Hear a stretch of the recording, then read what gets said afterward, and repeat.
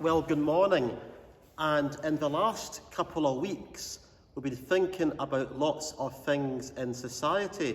People have been talking a lot about Black Lives Matters, and then they've been talking about White Lives Matter, and then I sit here looking at myself and thinking, well, I'm not black and I'm not white.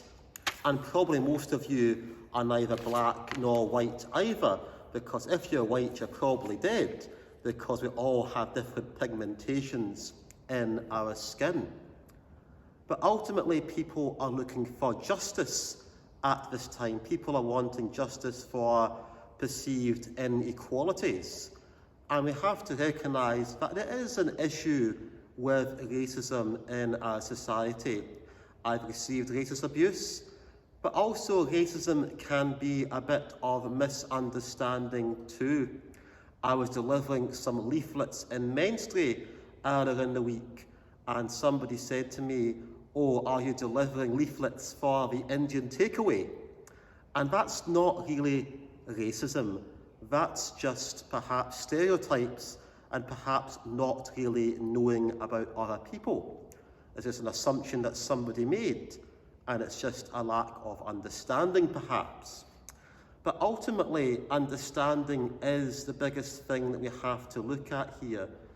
For the people who kind of talk about this all the time, and there's people that talk about this, and then there's people that might share bizarre things on Facebook, such as "I'm proud to be white," dare to share this, and all that kind of nonsense too. And if you remember last Sunday night when we talked about racism, we actually discovered that 99.9% of our DNA is the same. Indeed, race and our colour is often to do with culture and the society that we are brought up with. And it is very difficult because there's not many foreign-looking people around about Moncrieff really, but ultimately it is a call for us to understand the other.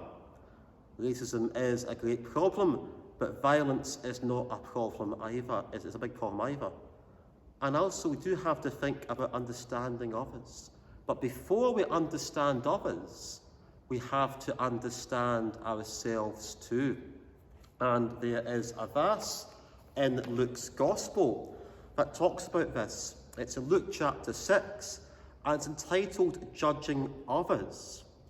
And it says here in verse 42, "How can you say to your brother, 'Brother, let me take the speck out of your own eye,' when you yourself fail to see the plank in your own eye? You hypocrite, first take the plank out of your own eye, and then you will see clearly to remove the speck from your brother's eye." And here Jesus in Luke chapter 6 is telling us to remove the planks from our own eyes. That's quite a horrible thing in many ways, to be removing planks from our own eyes. But what we learn here, long before our modern race riots and all the rest of it that we're seeing in other parts of the United Kingdom, is that we are seeing a need to be able to examine ourselves.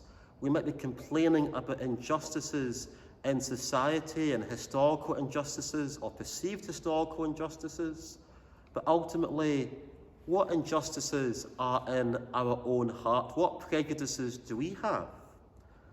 If we don't address our own heart and our own minds and the prejudices that we have in there, then we're unable to address the prejudices of the wider world.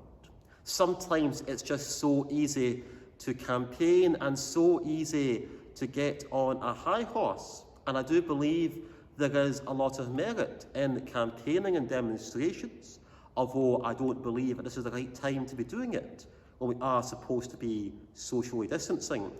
And the toppling of statues is really quite silly, to be honest with you.